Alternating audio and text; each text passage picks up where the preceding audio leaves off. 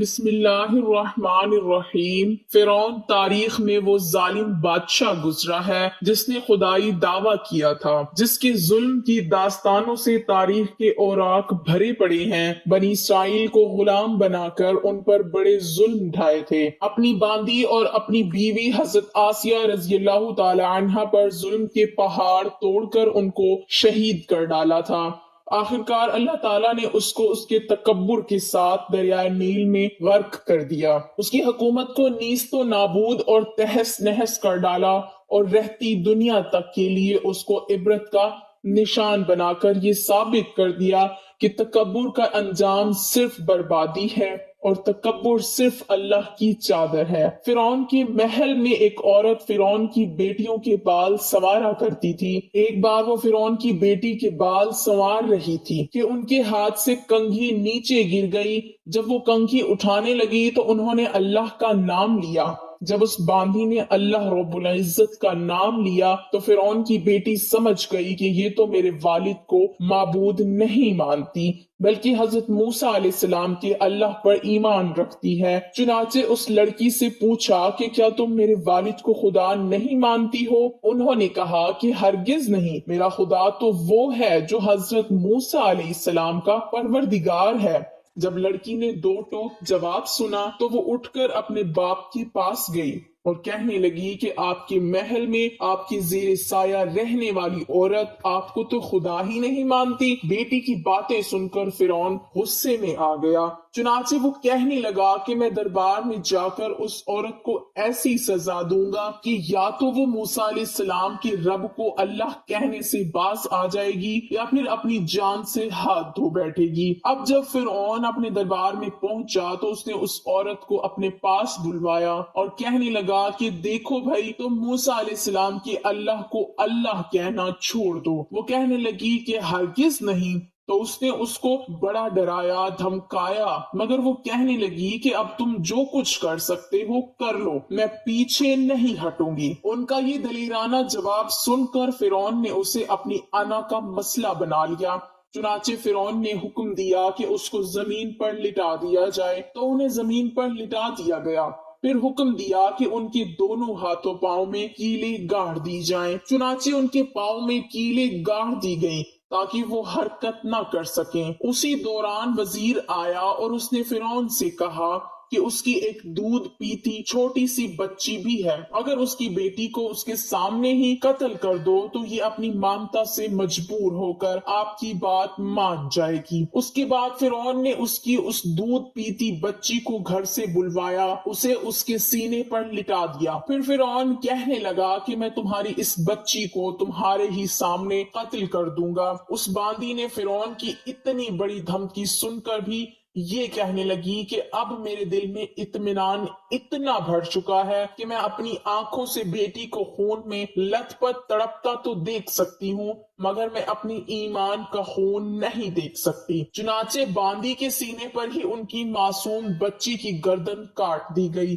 جب وہ بچی ٹھنڈی ہو گئی تو فرعون کہنے لگا کہ اب ہم تمہیں قتل کر دیں گے۔ تو وہ کہنے لگی تو جو مرضی چاہے کر لے، میں پیچھے نہیں ہٹوں گی۔ بالآخر اس ظالم نے ان کو بھی شہید کر دیا۔ اس کے بعد فرعون جب حضرت مشطہ کو شہید کروا کر اپنے گھر پہنچا تو اپنی بیوی حضرت آسیہ رضی اللہ تعالی عنہا سے کہنے لگا کہ آج یہ واقعہ پیش آیا ہے کہ میں نے ایک عورت کو عبرتناک سزا دی ہے۔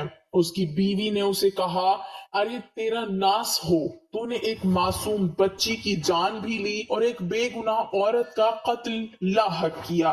فرعون کہنے لگا کہ میں نے اس کو اس لیے عبرتناک سزا دی ہے کہ وہ مجھے خدا نہیں مانتی تھی۔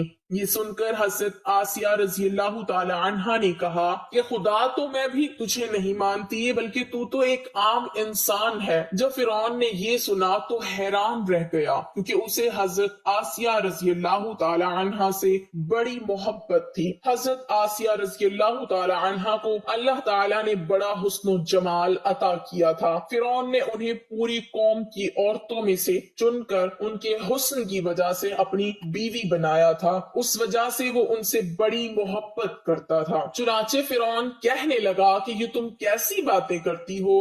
وہ کہنے لگی کہ میں بالکل ٹھیک کہہ رہی ہوں کہ تو جھوٹا ہے، پروردگار تو وہی ہے جس کا پیغام لے کر حضرت موسیٰ علیہ السلام تشریف لائے ہیں۔ فرعون نے یہ بات سنی تو اسے بہت غصہ آیا، لہٰذا کہنے لگا کہ میں تمہارا بھی وہی حشر کراؤں گا جو میں نے مشتاق کا کروایا ہے۔ وہ کہنے لگی تو جو چاہتا ہے کر لے، میرے ساتھ میرا پروردگار ہے۔ اب میں نے یہ فیصلہ کر لیا ہے کہ میں اپنے پروردگار کو بھی کبھی نہیں چھوڑ سکتی، البتہ تیری ہر چیز کو لات مار سکتی ہوں۔ جب اس نے یہ باتیں سنی تو وہ پھر دربار آیا اور اس نے پھر سے لوگوں کو جمع کیا اور کہنے لگا کہ دیکھو یہ کتنی بڑی سازش ہو گئی ہے، موسیٰ علیہ السلام نے میری بیوی کو بھی بہکا لیا ہے۔ آج میں اس عورت کو یا تو مار ڈالوں گا یا پھر وہ اپنی بات سے ہٹ جائے گی۔ چنانچہ اس نے حضرت آسیہ رضی اللہ تعالی عنہا کو گرفتار کروا لیا۔ ایک وقت تھا کہ وہ ملکہ تھی اور ان کے اشارے پر نوکر چاکر بھاگ بھاگ کر کام کیا کرتے تھے۔ لوگ احترام کی وجہ سے ان کی طرف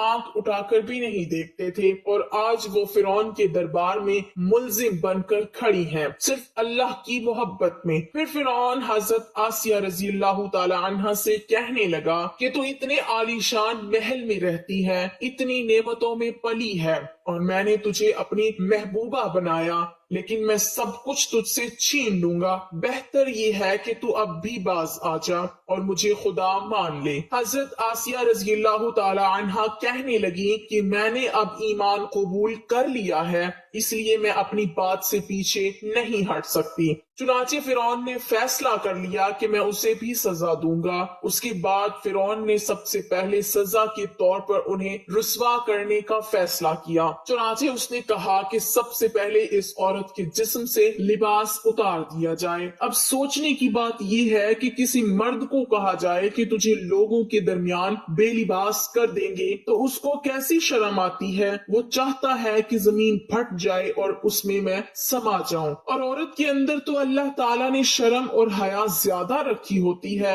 فرعون نے ان کے جسم سے لباس اتروا دیا اور وہ کیسی صورتحال کا شکار ہوئی۔ ایک طرف ایمان ہے اور دوسری طرف امتحان ہے، لیکن وہ ڈٹی رہی۔ فرعون نے کہا اچھا اگر اب بھی نہیں مانتی تو میں تجھے اس طرح کا عذاب دوں گا۔ چنانچہ فرعون نے کہا کہ اس کا منہ میرے محل کی طرف کر کے لٹا دو تاکہ آخری وقت بھی نگاہیں اس کی میرے محل پر لگی رہیں، اور اس کے ذہن میں یہ بات رہے کہ ان نعمتوں کو ٹھکرا کر ذلیل اور خوار ہو کر مر رہی ہوں۔ لہٰذا انہیں فرعون کے حکم کے مطابق لٹا دیا گیا۔ ان کے ہاتھوں اور پیروں میں لوہے کی کیلیں گاڑ دی گئیں تاکہ وہ ہل نہ سکیں۔ اس کے بعد فرعون نے لوگوں کو بلا کر کہا اس کے جسم سے کھال اتار دو۔ اس ظالم نے زندہ کے جسم سے کھال اتروا دی، وہ بھی عورت نازک بدن، مگر وہ اس کو برداشت کرتی رہیں۔ انہیں اللہ کے نام پر تکلیف دی جا رہی تھی، اس طرح ان کے جسم سے کھال کو الگ کر دیا گیا۔